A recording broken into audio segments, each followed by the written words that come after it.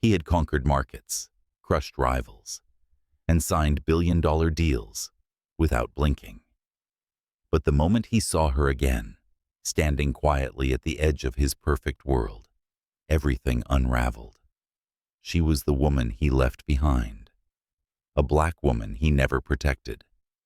And now, she carried a truth powerful enough to destroy his empire and rewrite his life forever. He had learned early that the world rewarded distance.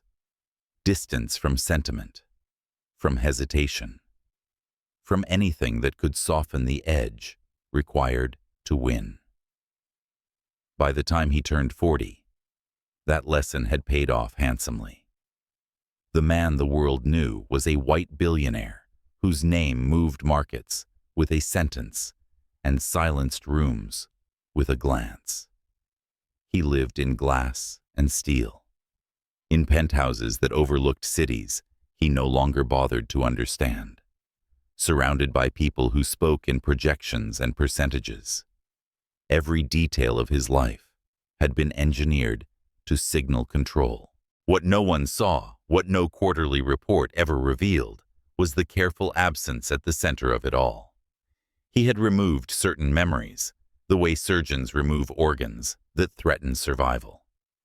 There was one in particular he never allowed himself to touch: a young black woman with a quiet strength in her eyes, a laugh that arrived unexpectedly, and a way of listening that made him feel briefly, dangerously understood. She belonged to a version of himself that no longer existed, a time before the suits were tailored, before his name carried weight, before he learned how easily love could complicate ambition. They had met when he was still building something fragile and uncertain.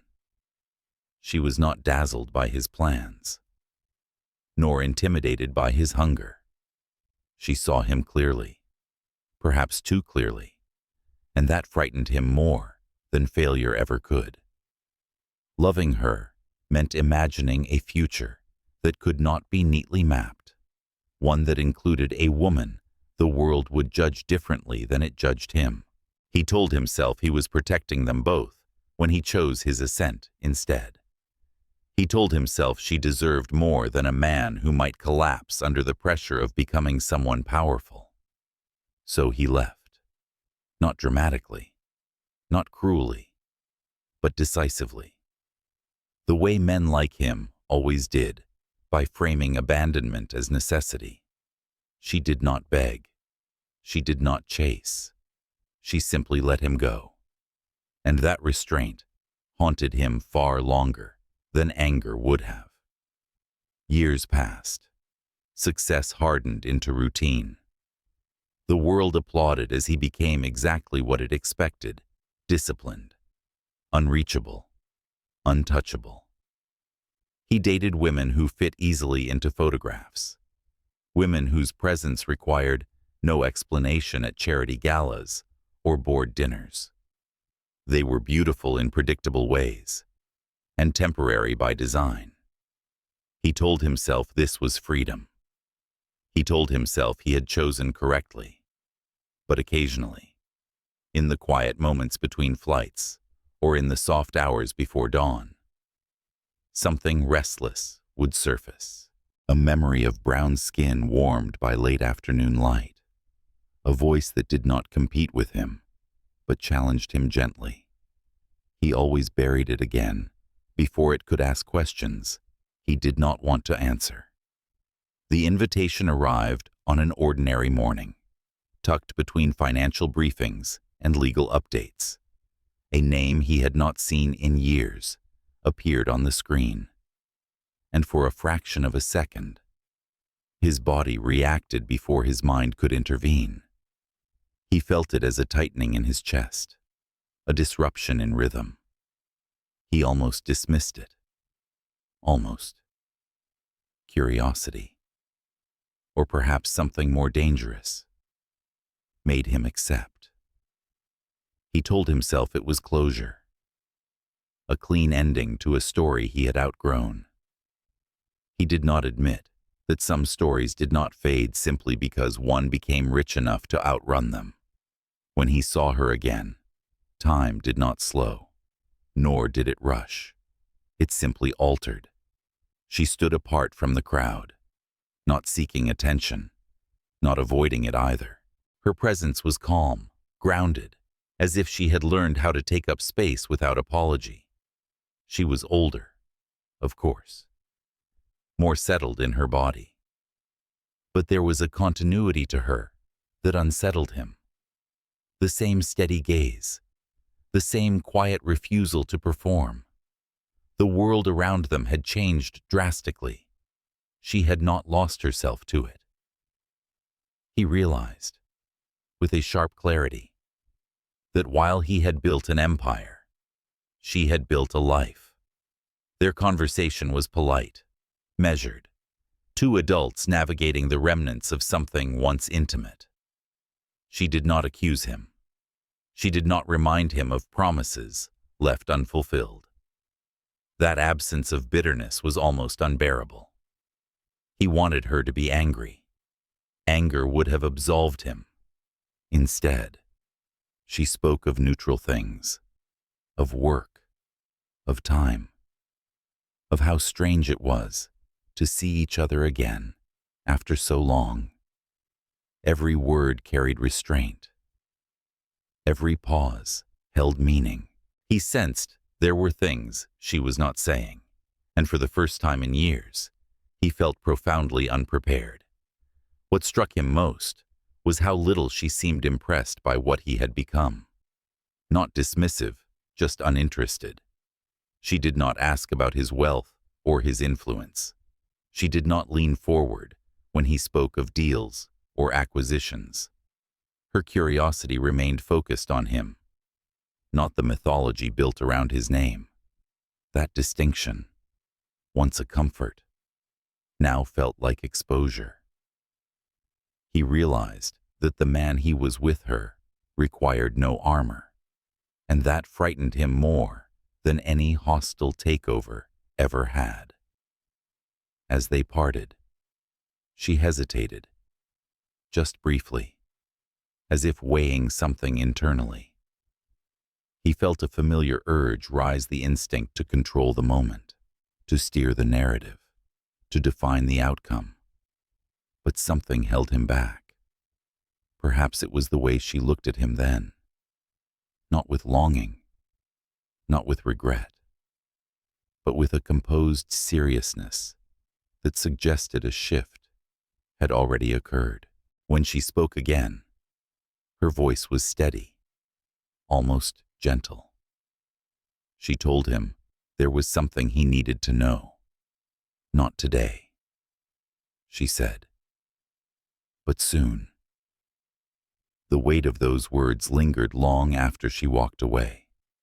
That night, alone in a space designed to impress, but incapable of comfort.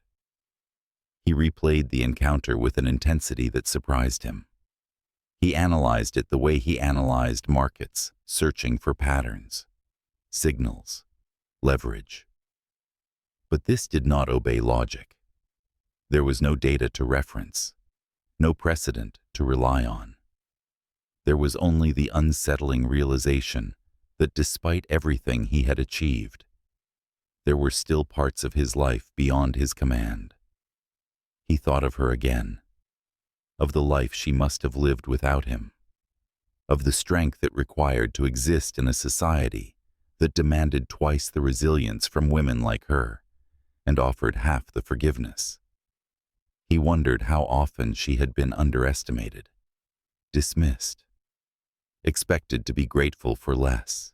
He wondered, with a discomfort he could not suppress, whether he had been just another man who benefited from that imbalance and walked away unscathed. Sleep did not come easily.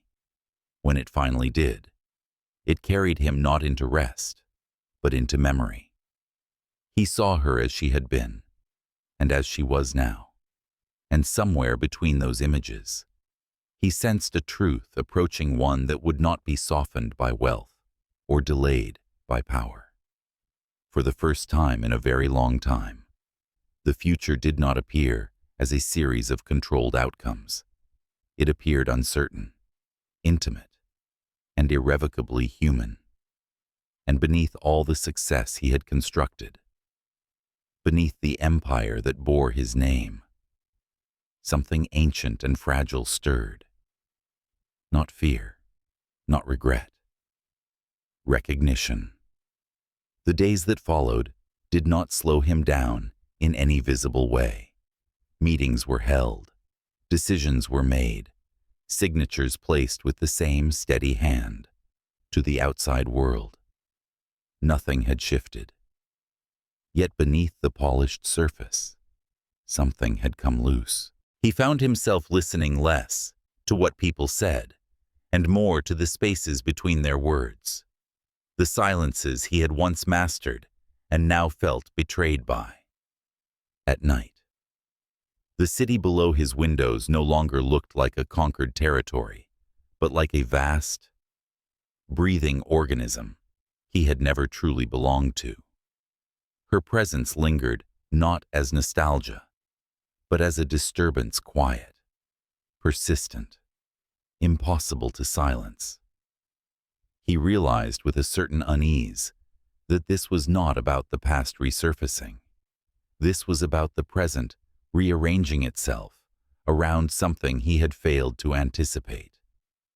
She, meanwhile, returned to a life that had long learned how to move forward without waiting. Her days were structured but not rigid, shaped by responsibility rather than ambition. She lived in a space chosen for light rather than status, a place where mornings arrived softly and evenings felt earned. She had not prepared herself for seeing him again, not because she feared the encounter, but because she refused to let anticipation control her. Still, she noticed the after effects, the way her thoughts drifted unexpectedly, the way her body reacted with an alertness she had not invited. She reminded herself that memory was not intention, and recognition was not surrender. Whatever he had become, whatever power clung to him now, it no longer defined her world. When he reached out, it was not impulsive. He drafted the message, erased it, rewrote it. He chose restraint over confidence, simplicity over charm. He asked for time, not forgiveness, not explanation. Time. She read it once, then again, allowing herself to feel the full weight of her reaction before responding. There was no triumph in his hesitation, no validation in his uncertainty, only a sober acknowledgement that some conversations, once postponed, demanded more care than courage. She agreed to meet him again, not as a concession, but as a decision she owned. They chose a place that did not belong to either of their worlds, a quiet cafe tucked between streets that resisted reinvention. There were no photographers, no familiar faces, no reason to perform. He arrived early, an uncharacteristic choice that betrayed his state of mind. When she entered, he stood without thinking, a reflex from another life, another self. She noticed, and something in her expression softened, not into warmth, but into recognition of effort. They sat across from each other, close enough to feel the gravity, distant enough to preserve control. Their conversation moved carefully, not avoiding depth, but approaching it with respect. They spoke of time as something that shaped rather than stole. She talked about work she believed in, not glamorous, not lucrative, but steady and meaningful. He listened with an attention he rarely granted anyone, absorbing not just her words, but the way she framed her life, without him at its center. There was no bitterness in her account, only an unspoken insistence that she had survived, and more than that, she had become whole. He felt admiration rise, complicated by the knowledge that he had once walked away from this strength because it did not flatter his fear. She noticed how he listened now, how he no longer interrupted to steer the conversation. Power had trained him to dominate exchanges, but something in him had recalibrated.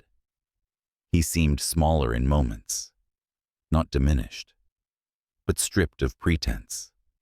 That vulnerability unsettled her more than arrogance ever had. She had learned to guard herself against men who mistook control for care. But this version of him, hesitant, measured, visibly restrained, forced her to reassess old instincts. Still, she did not forget how easily hesitation could harden into distance. At one point, he spoke about the cost of building what he had built, not as complaint, not as confession, but as context. He admitted that success had narrowed his emotional range, that the world had rewarded him for choosing certainty over connection. He did not frame his past choice as a mistake, but neither did he excuse it. The honesty was quiet, almost uncomfortable. She let the silence stretch, allowing his words to settle without offering immediate absolution. She had learned that true accountability did not rush to be forgiven. When she finally spoke of what she had carried alone, she did so without dramatics. She described moments of exhaustion, of being underestimated, of learning how to navigate spaces that demanded her excellence but questioned her presence. She did not accuse him directly, but the implication was clear. Loving a woman like her required more than affection. It required endurance, advocacy, and the willingness to be uncomfortable. He absorbed this with a stillness that suggested impact. For the first time, he saw his absence not as a personal choice isolated in time, but as part of a larger pattern that had favored his ease over her reality. As they stood to leave, the air between them had shifted, not lighter, but more honest. Outside, the afternoon light caught her face in a way that reminded him of something he could not name, something he had once mistaken for simplicity. She paused, then turned to him, her voice low but unwavering. She told him there were reasons she had agreed to meet again, reasons that extended beyond unfinished conversations. She did not elaborate. She did not dramatize. She only said that what was coming could not be navigated with wealth or influence, only with presence. That night, he did not return to his penthouse immediately. He walked the city streets like a man relearning scale, noticing how little control he truly had over the lives unfolding around him. He thought of her words, of the calm certainty with which she carried truths he had yet to face. For the first time, the future did not present itself as an acquisition or a strategy. It loomed as a responsibility, undefined and unavoidable. And somewhere within him, beneath the layers of power and privilege, something steadied itself, not confidence, but readiness, not for conquest, but for reckoning. In the days after their second meeting, a subtle shift took place, not in what was said between them, but in how the world began to register in his mind. He found himself more aware of what had once blended seamlessly into the background, the tone used when her name was mentioned, the assumptions people made when he spoke of her without titles or explanations, the casual way in which others expected him to define the narrative. Power had trained him to believe that context followed him, that his presence alone determined the frame. Now, for the first time, he sensed how often context had protected him and how rarely it had protected someone like her. She noticed changes too, though they arrived differently. Her days did not unravel or lose their rhythm. They tightened, as if preparing for impact. She began to organize her thoughts with greater care, choosing words in advance, rehearsing boundaries she had learned to erect through experience rather than fear. She knew what it meant to allow a man like him too much access too quickly. She had watched women mistake proximity to power for safety, only to be erased when inconvenience replaced desire. Whatever was coming, she would not be caught unanchored. If he was to re-enter her life in any meaningful way, it would be on terms she defined, not ones history had imposed. He reached out again, not with urgency, but with consistency. Messages that did not demand response. Invitations framed as options rather than expectations. She recognized the effort behind the restraint. It was not performative. It was practiced, deliberate. Still, she did not rush to meet him. Time, she had learned, revealed more than confrontation ever could. She watched how he handled delay, how he responded to uncertainty without retreating into authority. When she finally agreed to see him, it was not because he had earned reassurance, but because he had respected her silence. They walked together that afternoon, not toward anything symbolic, but through ordinary streets where life unfolded without regard for status. He let her choose the direction. She noticed. It was a small thing, almost invisible, yet deeply telling. As they moved, he asked about her world in ways that surprised her. Not surface questions meant to fill space, but inquiries that acknowledged complexity without trying to resolve it. She spoke carefully at first, then more freely, describing the layered negotiations of her life, the balance between visibility and safety, ambition and self-preservation. She did not dramatize these realities. She stated them plainly, trusting him to listen without requiring translation. He did listen. More than that, he absorbed. He began to see the outline of years he had never imagined. Years in which she had navigated institutions that welcomed her labor, but resisted her authority. He understood, with a clarity that unsettled him, that his absence had not been neutral. It had been an advantage he could afford, a choice buffered by privilege. She had not been afforded the same luxury. Each decision she described carried weight he had never felt, consequences he had never faced. For the first time, he recognized that love, had he stayed, would not have been a refuge from struggle, but an entry point into it. She sensed his reckoning and did not soften her words to ease it. She had spent too long managing other people's discomfort. Instead, she allowed him to sit with what he was learning, trusting that if he was to remain in her orbit, he would have to withstand this truth without defensiveness. There was a difference, she believed, between guilt and accountability. Guilt sought relief, accountability sought change. She was not interested in the former. As dusk settled, they paused near a quiet intersection, the air heavy with unspoken momentum. She turned to him then, her expression composed but resolute. She told him there were parts of her life he would never fully understand, not because he lacked empathy, but because experience shaped perception in ways imagination could not bridge. She was not asking him to pretend otherwise. She was asking him to decide whether he could love her without requiring her to be legible to his world. The question landed without force, but with permanence. That night, alone again. He did not distract himself with work.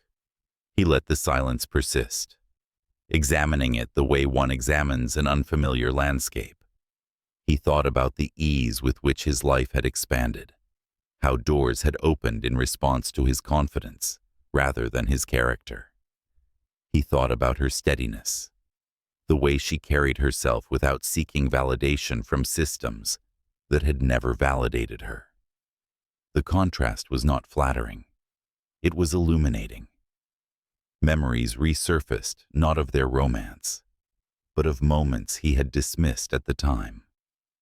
The way she had watched him in certain rooms, alert but patient. The way she had chosen her words carefully when others spoke freely. He realized now that what he had once mistaken for reserve had been vigilance, a learned awareness of how quickly missteps could be magnified for someone like her.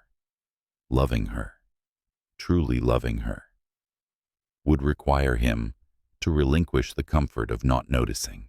She, too, lay awake, though her thoughts traveled a different path. She remembered the man he had been, the one who had left, not with malice, but with fear disguised as ambition. She considered the man he was now, standing at the edge of something he could not buy his way out of. She did not romanticize his struggle. She knew transformation was not guaranteed. Men with power often flirted with change until it demanded sacrifice. Still, she sensed something shifting in him, not certainty, but awareness. Whether that awareness would mature into action remained to be seen. When they met again days later, it was with an ease that surprised them both. Not comfort, but alignment. They spoke less, allowed more silence. In that space, she finally told him there were aspects of her present that could not remain abstract much longer. Her voice did not waver. She did not plead. She simply stated that there were truths approaching that would alter the shape of both their lives. Truths that required him to decide who he would be when power no longer shielded him from consequence. He did not ask for details. He understood instinctively that this was not information to be extracted, but trust to be earned. He nodded, acknowledging the gravity without trying to contain it. In that moment, something settled between them. Not resolution, not reconciliation, but an unspoken agreement to proceed without illusion. As they parted, the city around them felt sharper, more defined. He realized that whatever lay ahead would dismantle parts of the life he had constructed. Strangely, the thought did not terrify him. It clarified. For the first time, the future appeared not as an extension of his success, but as a test of his capacity to stand beside someone whose existence challenged the ease with which he had once moved through the world. And beneath that recognition, deeper and more unsettling, was the understanding that some truths did not arrive to be negotiated. They arrived to be lived. The truth did not arrive with drama. It did not demand a stage or an audience. It emerged quietly, the way irrevocable things often do. Carried on a breath, delivered with composure that concealed the weight beneath it. They were sitting across from each other in a small, unremarkable room she had chosen deliberately. A space that belonged to neither his world nor hers entirely. Outside, the city continued its indifferent motion. Inside, time narrowed. She did not begin with apology or preamble. She did not soften the moment with metaphor. She simply told him that she was pregnant and that the child was his. The words were calm, measured, as if spoken aloud only after she had lived with them long enough to remove fear from their edges. What remained was truth, undiluted and precise.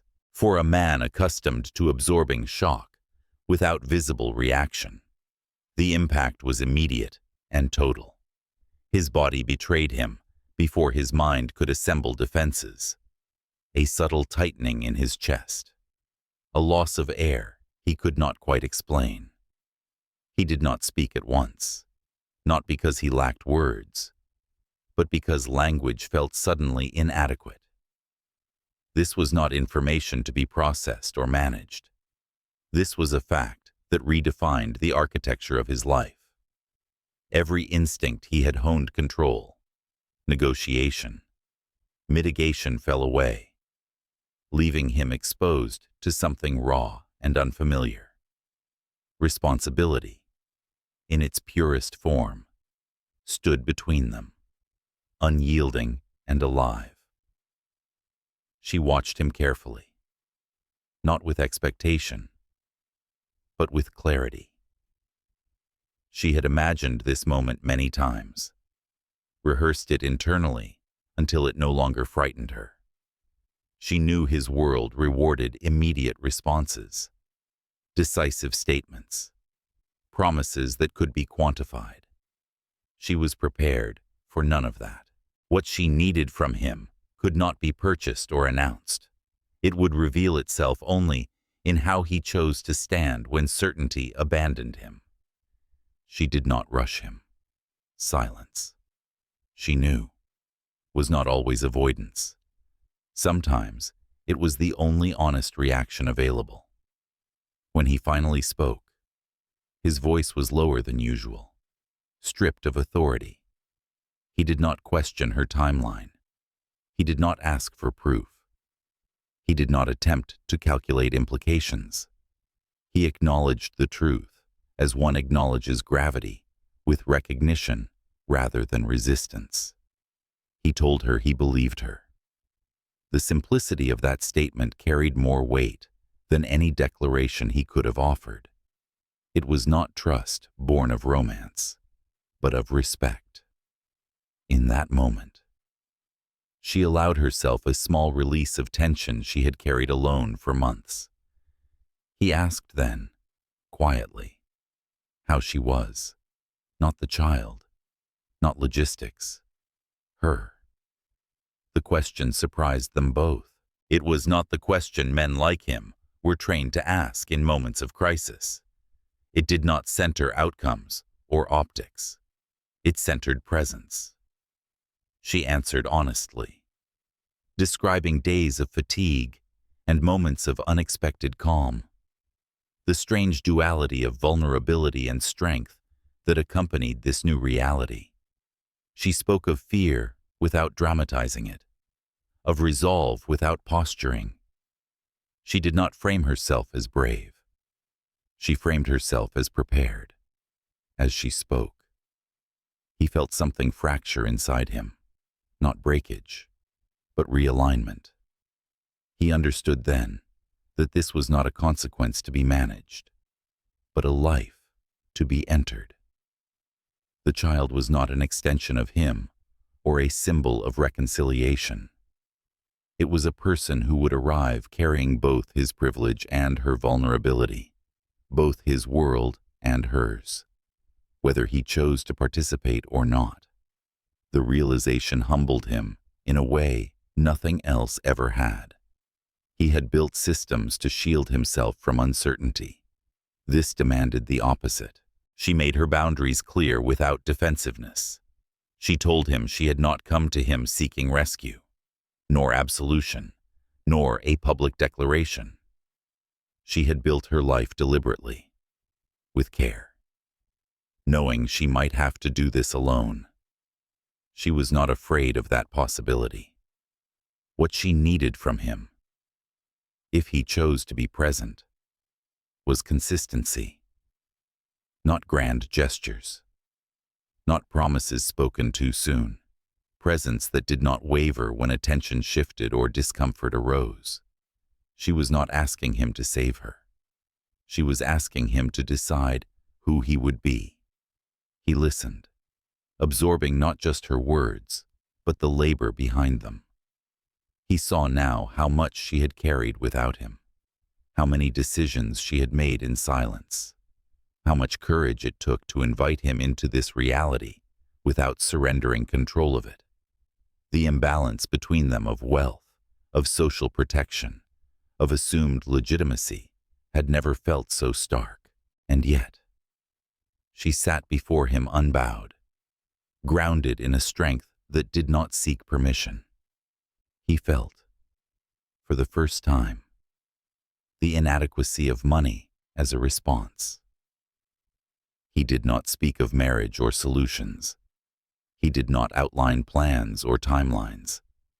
Instead, he acknowledged the gravity of what she had entrusted to him.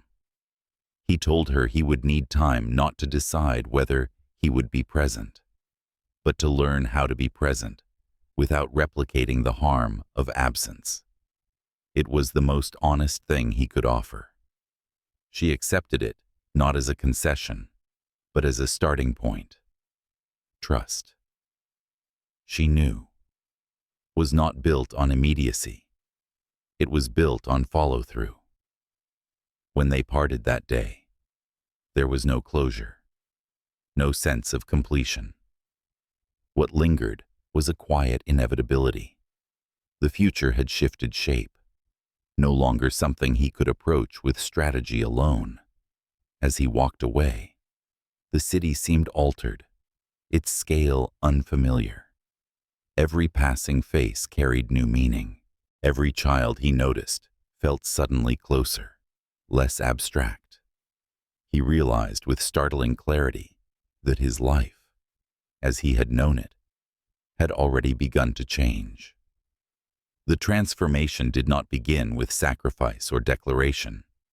It began with awareness.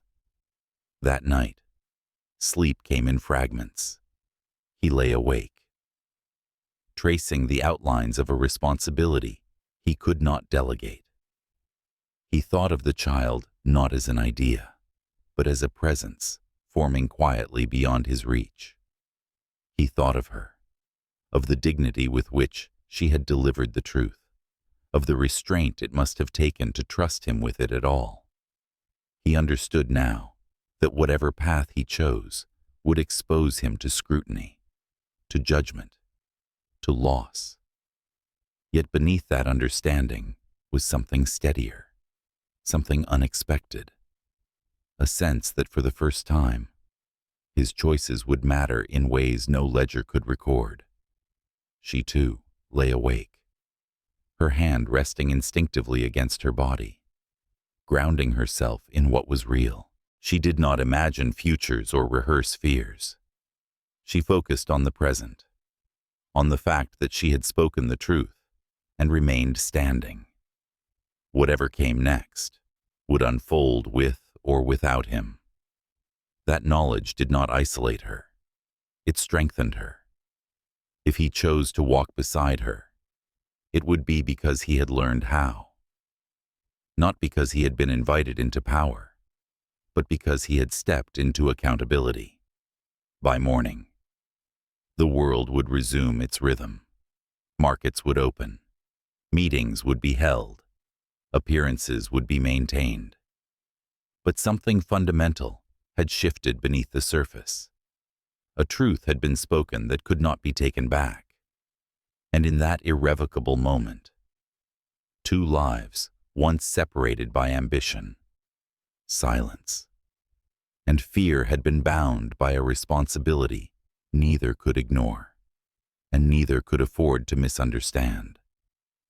In the days that followed the truth, he moved through his life as though the ground beneath it had subtly tilted.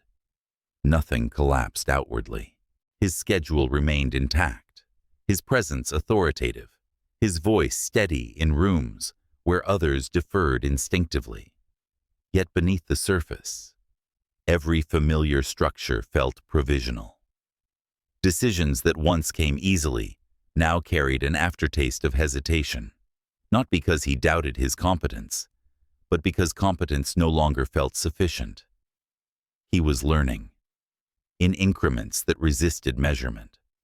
That responsibility was not an outcome, but a posture, one that demanded patience, humility, and an attentiveness he had never been required to sustain for long. He did not tell anyone, not his advisors, not his closest associates, not the people trained to manage crises before they became visible. This silence was not strategic. It was reverent. The truth had entered his life quietly, and he sensed that to expose it prematurely, to shape it into a narrative, would be a form of violence. He had spent years controlling stories, deciding which parts of himself the world was allowed to see. This was different.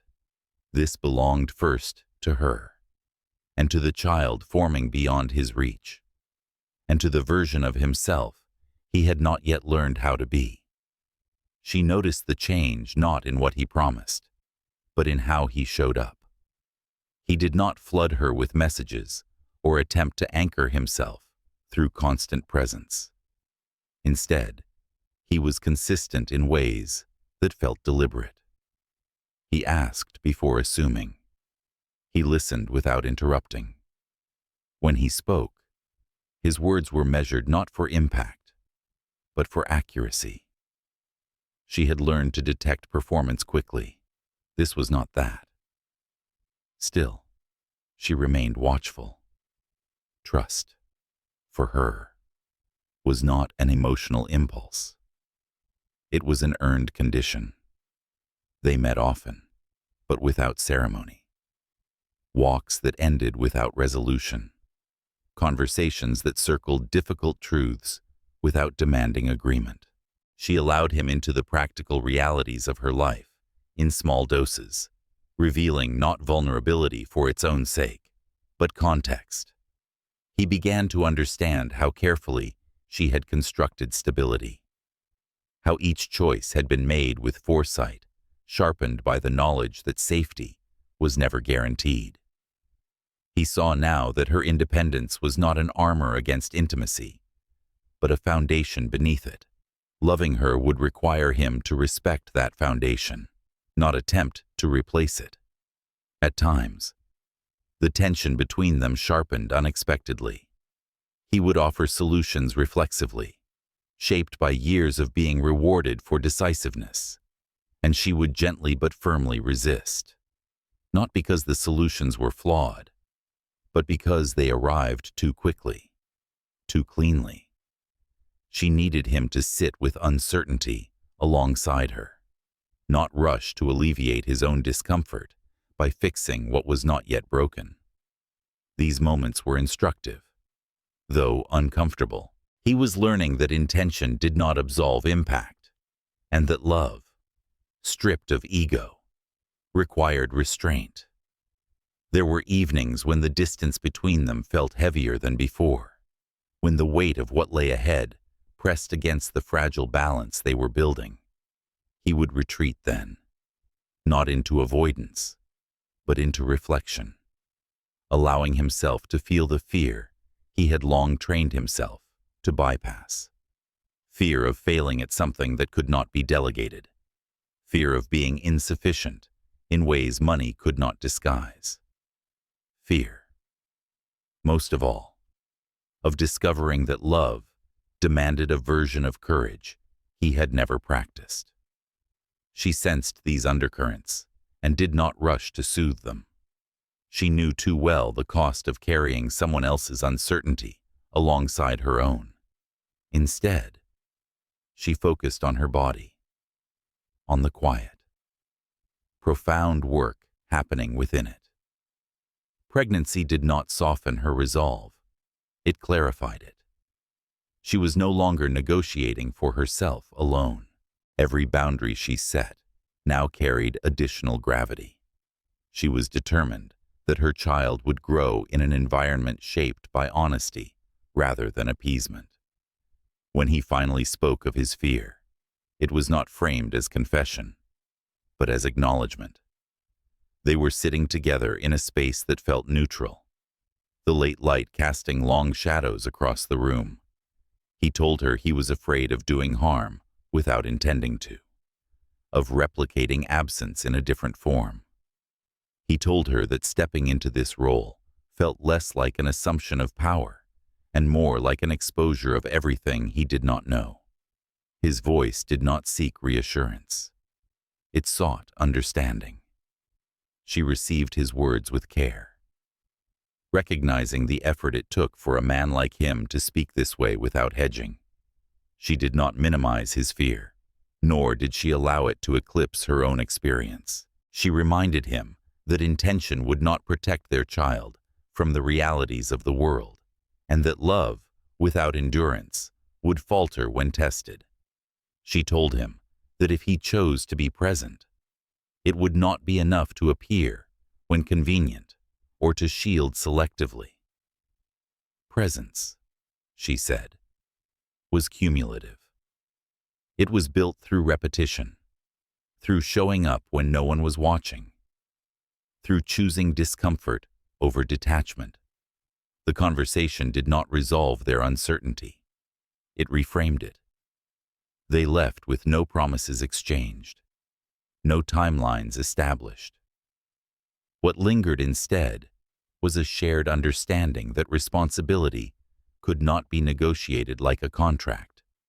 It had to be lived, day by day, without guarantee of ease or recognition. For him, this realization marked a departure from everything he had been taught about success. For her, it confirmed what she had always known, that love, when real, demanded more than words. As weeks passed, the world outside them began to press closer. Subtle questions emerged. Invitations carried undertones. Glances lingered longer than before. He felt the machinery of scrutiny warming up, ready to consume whatever truth surfaced. He began to grasp the cost she would bear when this became public, the assumptions, the narratives imposed upon her body, her choices, her character. The awareness unsettled him deeply. He had lived his entire life insulated from such reduction. Now, proximity to her exposed the imbalance with painful clarity. He began to consider, for the first time, what it would mean to use his influence not to dominate the story, but to stand behind her when the story refused to be kind. This was not instinctive. It required him to relinquish control over optics, to accept that doing the right thing might not look graceful or strategic. He had spent years mastering the art of appearing composed. This would require something else entirely. She noticed his growing attentiveness to the world's response, the way his gaze lingered when others spoke carelessly, the way his posture shifted when she was subtly dismissed. These moments did not erase her caution, but they mattered. They signaled awareness, and awareness was the first step toward accountability. Still, she did not mistake observation for action. She knew better than to confuse recognition with transformation. One evening, as they sat together in quiet companionship, she placed his hand gently against her abdomen. The gesture was unceremonious, almost casual, yet profoundly intimate.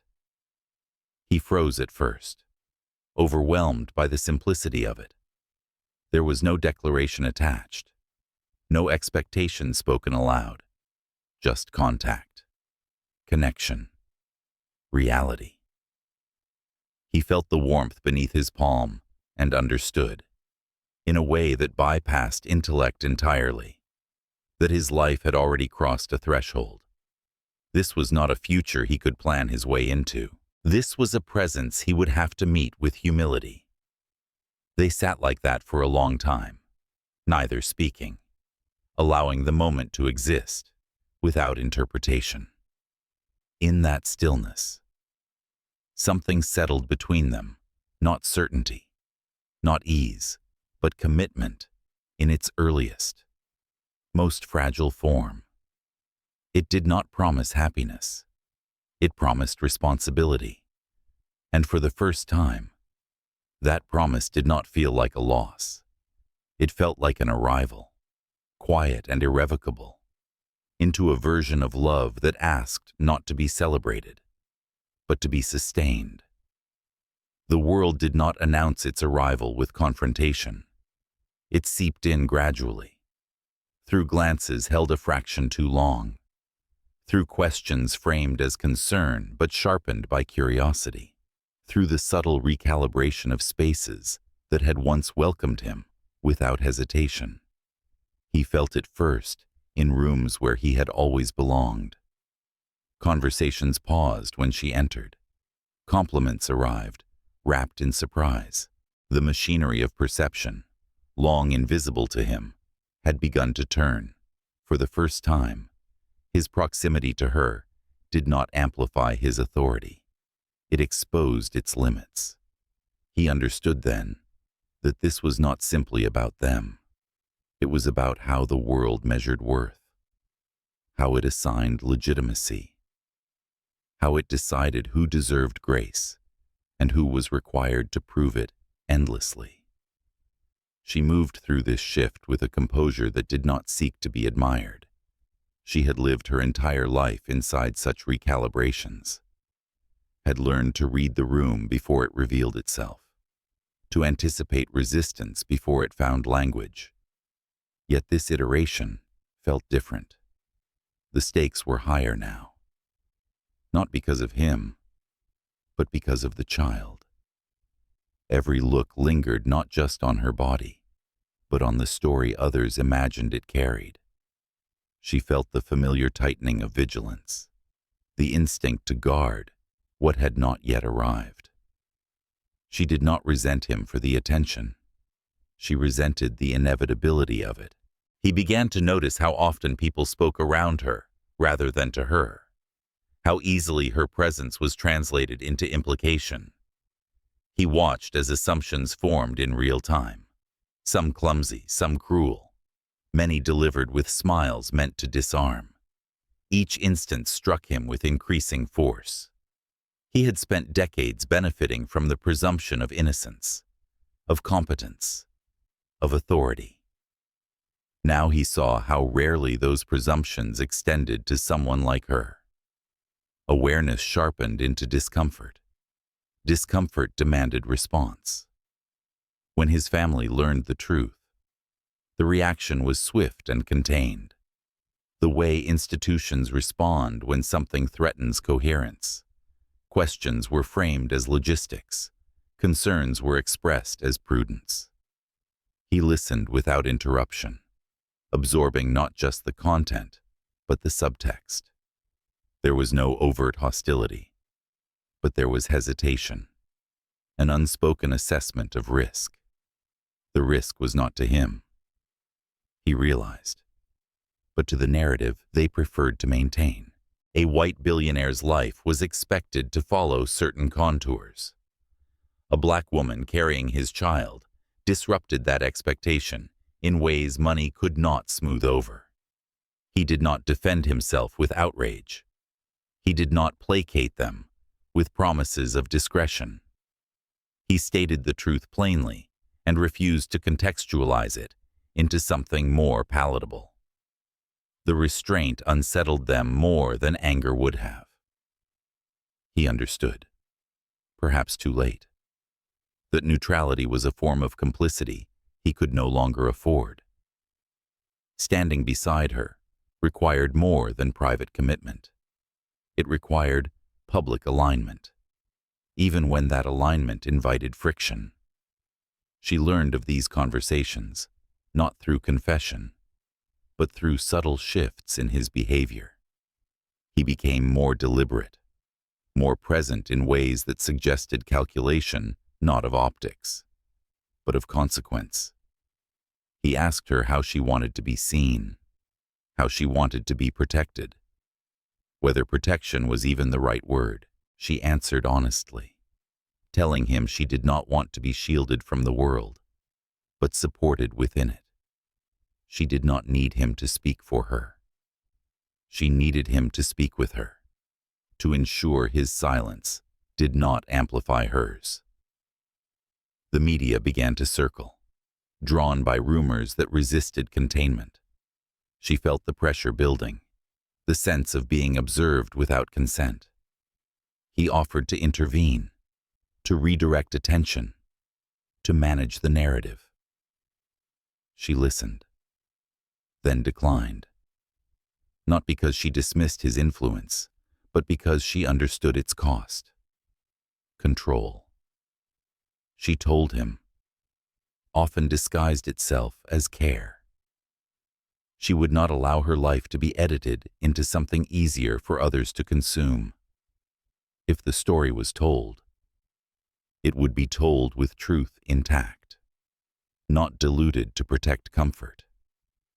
This refusal unsettled him in ways he did not expect.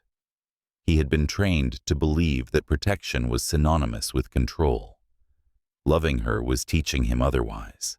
It required him to tolerate uncertainty, to accept that doing the right thing might invite misinterpretation. He felt the pull of old instincts, the desire to simplify, to contain, to optimize. Resisting that pull became its own discipline, one he practiced imperfectly but earnestly. There were moments of fracture, a comment overheard, a meeting where she was excluded under the guise of privacy, a suggestion that her presence complicated matters unnecessarily. Each instance tested his resolve.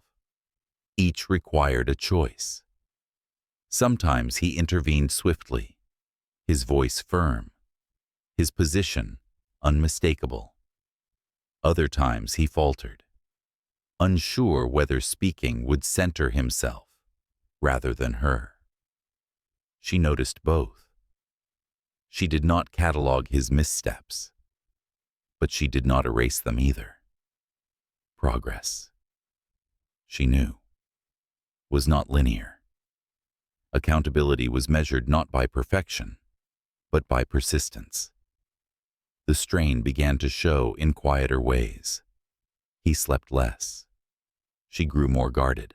The intimacy between them shifted, no longer buoyed by possibility alone, but weighted by consequence. Yet beneath the tension, something solid was forming. They were no longer discovering each other. They were testing alignment under pressure. Love, stripped of novelty, revealed its architecture. Some parts held. Others demanded reinforcement. One evening, after a particularly charged encounter with the world outside, they sat together in silence, exhaustion settling between them like fog. He admitted then that he had underestimated the cost of standing visibly beside her, not because he doubted the choice, but because he had never been asked to pay this particular price before. She listened without interruption, then told him that this cost was not new to her. It was simply being redistributed. The truth landed quietly, devastating in its clarity. He understood then that love, in this context, was not about absorbing her burden, but about refusing to add to it. As her body changed, the reality of what was coming grew more present. He attended appointments, not as obligation, but as witness. He learned when to speak and when to listen. He began to understand that fatherhood, like love, was not an identity conferred, but a practice sustained. She allowed him closer, not because the world demanded it, but because he had shown a willingness to be shaped by what he did not control. The scrutiny did not relent. If anything, it intensified. Yet something within them steadied. They began to move not in reaction, but with intention. They spoke openly about what they feared, what they would not compromise, what kind of world they wanted their child to enter. These conversations were not romantic in the conventional sense. They were tender in a deeper way, rooted in mutual recognition rather than idealization. By the time the truth was no longer private, no longer containable, they were no longer fragile. The world could speculate, reduce, distort. It could not undo what had been built between them. He stood beside her, not as a gesture, but as a position. She stood with him, not as validation, but as choice. Together, they faced a reality that refused simplification, carrying with it both loss and possibility. What they were building was not a refuge from the world, but a stance within it. It demanded courage without spectacle, love without illusion, and a willingness to be misunderstood. In that demand, something irrevocable took shape. Not certainty, not ease, but a shared resolve to remain present, even as the world tested the depth of their commitment. The pressure did not peak all at once. It accumulated, layer by layer, until the weight of it altered the way he moved through his own life. What had once been instinctive now required deliberation. Each appearance, each decision, each silence carried consequence. He understood that the world was no longer merely watching. It was waiting for him to flinch, to retreat into the familiar refuge of distance and deflection, waiting for her to be framed as a complication rather than a presence. The anticipation itself became a force, one that demanded an answer not in words, but in posture. She felt the tightening too, though she experienced it differently. For her, the scrutiny did not threaten identity, it threatened safety. She measured rooms more carefully, chose her routes with intention, calibrated openness against fatigue. Pregnancy had sharpened her awareness of vulnerability, not as weakness, but as responsibility. She was no longer negotiating only for herself. Every choice carried the quiet echo of a future watching. She did not ask him to shield her from this reality. She asked him, instead, not to disappear when it grew uncomfortable. The moment of decision arrived without ceremony, disguised as an ordinary professional crossroads. An opportunity surfaced, one that promised consolidation of power, public approval, and insulation from controversy. It required nothing more than strategic absence. Distance could be framed as discretion. Silence could be presented as restraint. The machinery of success hummed reassuringly, offering him an exit polished by precedent. He recognized the temptation immediately. It was the same choice he had made years ago, refined, legitimized, and rewarded. The difference now was not circumstance, but awareness. He took time before responding, retreating not into avoidance, but into reflection. He thought of the ease with which the world forgave men like him for prioritizing ambition.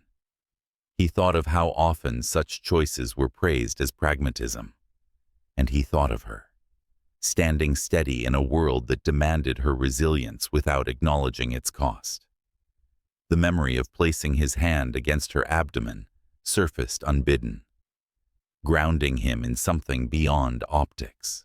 This decision, he understood, would define him not as a billionaire or a strategist, but as a man willing to be seen in alignment with what he claimed to value. When he declined the opportunity, he did so without explanation. No justification, no deflection. The refusal rippled outward quickly, unsettling assumptions. Questions followed, then concern, then subtle warnings framed as advice. He absorbed them without defensiveness. For the first time, the loss of approval did not feel like risk. It felt like relief. Something essential had been named through action rather than declaration. He had chosen presence over insulation, consequence over convenience. She learned of his decision not through announcement, but through the quiet shift in his availability. He was suddenly more exposed, less buffered by institutional distance. When he told her, he did not present it as sacrifice. He spoke of it as alignment. He told her he had realized that love, if it was to mean anything, could not exist only in private. It had to survive daylight, scrutiny, and discomfort. His voice carried no expectation of praise, only resolve. Her response was measured, thoughtful. She did not thank him. She did not soften into reassurance.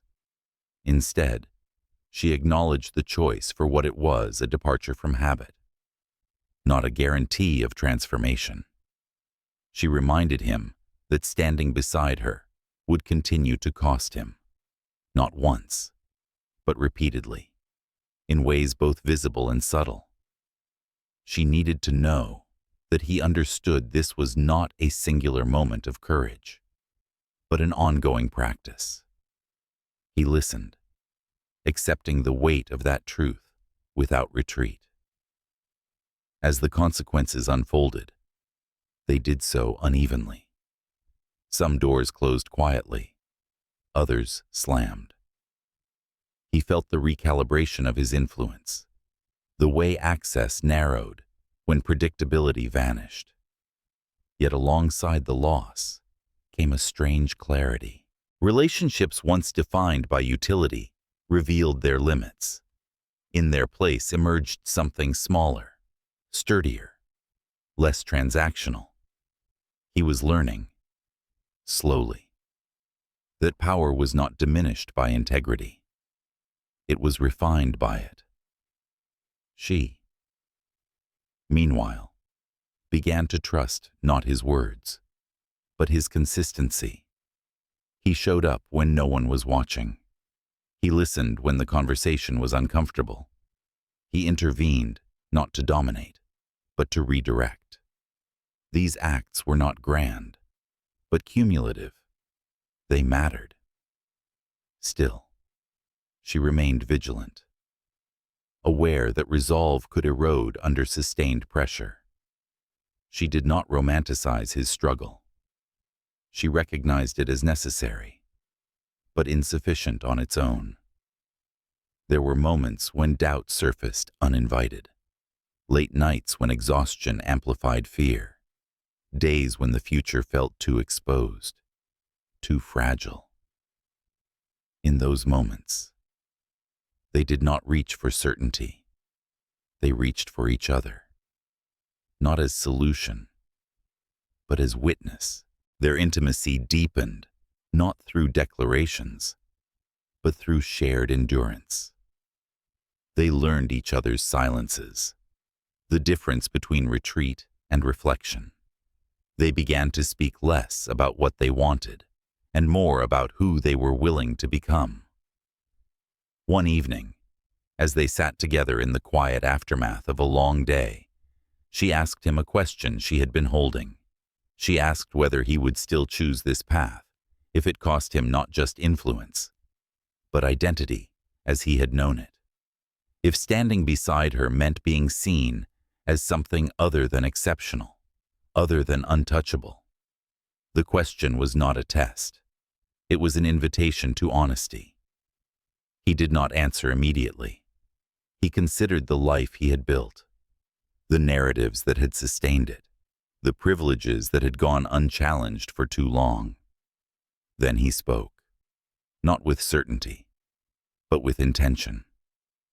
He told her that he was beginning to understand how narrow his definition of success had been, that perhaps what he was losing was not identity, but illusion.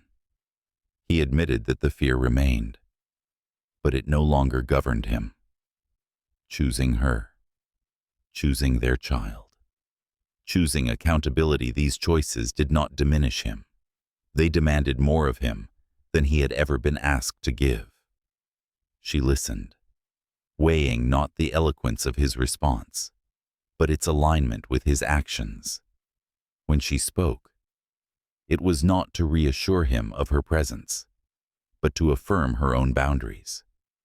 She told him that she would not stay out of gratitude or hope. She would stay only as long as the alignment held. Love, she said, was not proven by endurance alone, but by the willingness to evolve when comfort resisted change. He accepted this without protest.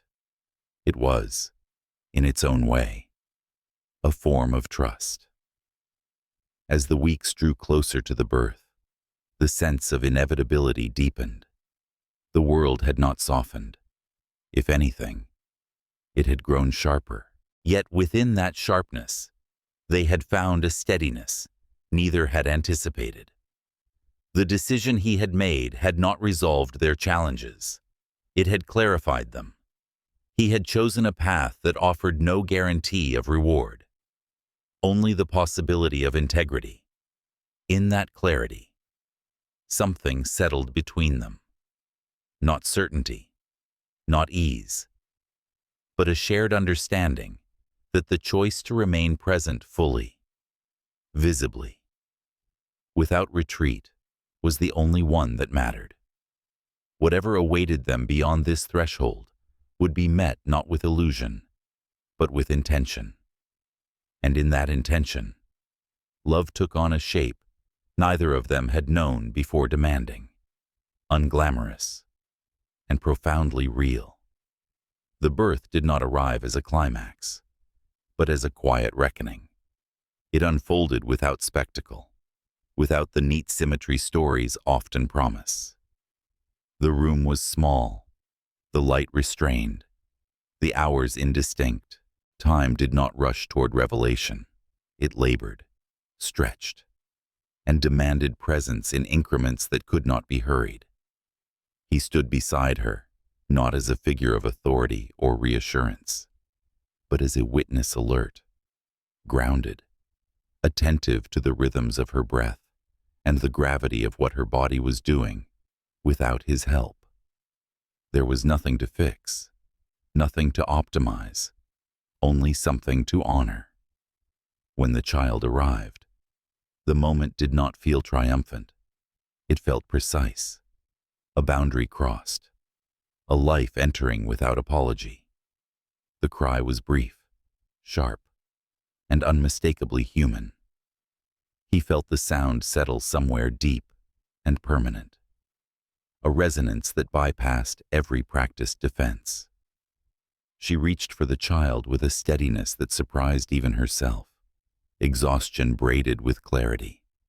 In that instant, she was not defined by resilience or struggle or expectation. She was simply a mother, present and complete. The world narrowed to this truth and held. He did not speak. He watched her hold the child with a tenderness that had nothing to prove. The sight dismantled something essential and replaced it with something quieter, sturdier. This was not legacy. This was responsibility embodied. When she looked up at him, there was no question in her gaze, no demand for affirmation. There was recognition, an acknowledgement that whatever came next would be shaped not by intention alone, but by practice. In the days that followed, the world resumed its insistence. Messages arrived. Narratives tried to assemble themselves. Speculation found language. He did not rush to respond. He stayed. He learned the cadence of the room, the particular vulnerability of Dawn, the way her body required patience rather than intervention. He learned the weight of a sleeping child against his chest, the humbling intimacy of that trust. Each small act changing, holding, Listening reconfigured his understanding of presence. Power did not disappear. It became irrelevant in moments where care was the only currency. She watched him carefully, not out of suspicion, but out of habit refined by experience. She noticed how he adjusted without being asked, how he deferred instinctively to her knowledge of their child, how he accepted correction without defensiveness. These were not grand gestures. They were the slow, unglamorous evidence of learning. She did not mistake them for permanence. She allowed them to accumulate, to mean something through repetition rather than promise. When they left the hospital, there were no cameras waiting, no ceremony, just a quiet passage into a life altered. The city outside felt sharper, louder, less forgiving. She felt the familiar tension return, the instinct to protect. He felt it too, this time not as abstraction, but as immediacy. He understood now that safety was not guaranteed by proximity to power. It was constructed daily, through vigilance, advocacy, and the willingness to be uncomfortable. He did not offer solutions. He asked what she needed. Sometimes the answer was space. Sometimes it was solidarity. He learned to accept both. They spoke, in fragments, about what lay ahead, not in the language of certainty, but in commitments shaped by humility. They agreed on boundaries, on what would not be tolerated, on what their child deserved to see modeled. They disagreed too, and learned how to do so without erosion. Love, they discovered, was not a feeling that smoothed conflict away. It was the discipline of staying engaged when ease retreated. Public attention eventually found them, as it always does. Stories were written, opinions formed. He did not attempt to dominate the narrative. He stood beside her when it mattered, spoke when silence would have compounded harm, and stepped back when his voice would have eclipsed hers. This balance did not come naturally. It required constant recalibration. He failed sometimes, corrected himself, tried again. She did not grant absolution for effort alone. She watched for endurance. Over time, she began to trust not his perfection, but his persistence. There were nights when exhaustion frayed them both, when doubt resurfaced uninvited. In those moments, they did not romanticize their bond. They rested in it. They allowed silence to be a form of care, proximity a form of reassurance. He learned that love could be quiet without being fragile. She learned that partnership could exist without surrendering autonomy. These were not small discoveries. They were structural. Months passed. The child grew, alert and curious, a presence that recalibrated everything without demanding it. He found himself changed in ways he did not broadcast. His work became more selective, his attention less diffuse. He measured success differently now, not by expansion, but by alignment.